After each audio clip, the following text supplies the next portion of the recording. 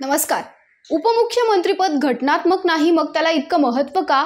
उपमुख्यमंत्र्यांना नेमके अधिकार काय असतात? तुमच्या मनातील सगळ्या प्रश्नांची उत्तरं तुम्हाला या व्हिडिओत मिळतील। उपमुख्यमंत्री असणारा नेता मंत्रिमंडळातील द्वितीय स्थानी असतो। त्यामुळे मुख्यमंत्री परदेश दौऱ्यावर किंवा राज्याबाहेर गेले असतील तर मुख्यमंत्री पदाचा प्रभार उपमुख्यमंत्र्यांकडे येतो। शिवाय सर्व महत्त्वाच्या निर्णय प्रक्रियेमध्ये स्थान सुद्धा मिळतं। 1978 मध्ये नासिकराव तिरपुडे यांच्या रूपाने ज्यावेळी पहिल्यांदा महाराष्ट्राचे उपमुख्यमंत्री झाले तेव्हा उपमुख्यमंत्री पदाच्या निर्मितीवरच वाद झाला होता।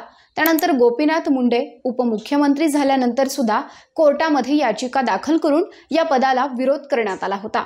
हे पद राजकीय सोयीसाठी आहे, त्यामुळे जोपर्यंत युत्या आघाड्यांचं राजकारण सुरू राहील तोपर्यंत सत्तेतील सहभागी सर्व पक्षांचा समतोल राखण्यासाठी हे पद शाबूत राहील।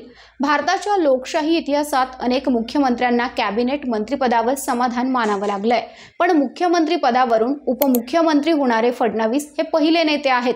देशामध्ये गेल्या काही वर्षात राज्यांमध्ये अतिशय वेगाने उपमुख्यमंत्री करण्यात आलेत। सध्या देशात 1-2 नव्हे तर 18 उपमुख्यमंत्री आहेत।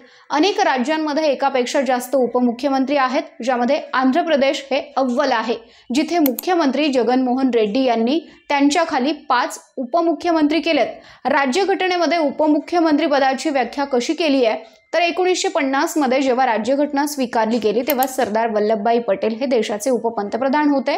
तेव्हा देशात उपमुख्यमंत्रीपदी नसला तरी राज्यघटनेने उपपंतप्रधान किंवा उपमुख्यमंत्री या पदाला मान्यता दिलेली नाही। ही पदं घटनेत नाहीत। जर आपण घटनेबद्दल बोललो तर हे पद कॅबिनेट दर्जाच्या वरिष्ठ मंत्र्यांच्या बरोबरीच आहे। हे उघड आहे की संविधान या पदाचं स्पष्टीकरण देत नाही किंवा या पदाची कुठलीही तरतूद नाही, पण घटनेच्या मान्यतेनंतर अनेक उपपंतप्रधान आणि उपमुख्यमंत्री सुद्धा झालेले आहेत। पण हे पद प्रतिकात्मक दृष्ट्या महत्त्वाचं असलं तरी घटनात्मक दृष्ट्या ते मंत्रिपद आहे। उपमुख्यमंत्री पद हे मंत्रिमंडळातील कॅबिनेट दर्जाच्या मंत्र्यांच्या बरोबरीचं असल्याचं स्पष्ट झालेलं आहे। त्यांचा पगार आणि त्यांना भत्ते सुद्धा त्याच्या बरोबरीचेच आहेत।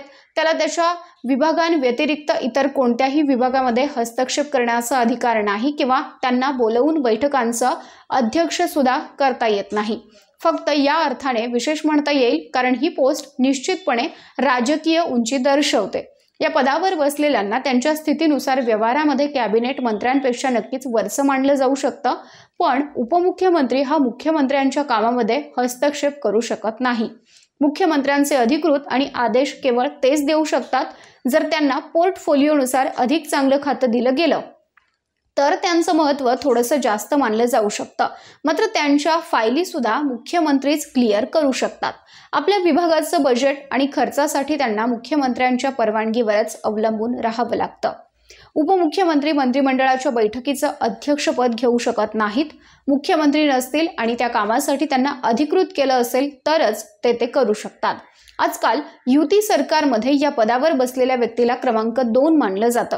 उपमुख्यमंत्र्यांनी देवेंद्र फडणवीस आणि अजित पवार यांची आता भर घातलेली आहे, तर देशामध्ये सध्या 18 उपमुख्यमंत्री आहेत।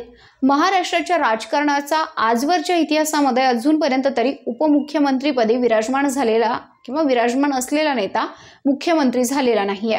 पण आता 4 वेळा उपमुख्यमंत्री पद भूषवलेले अजितदादा हे करून दाखवतात का, हे येणाऱ्या निवडणुकांतून स्पष्ट होईल।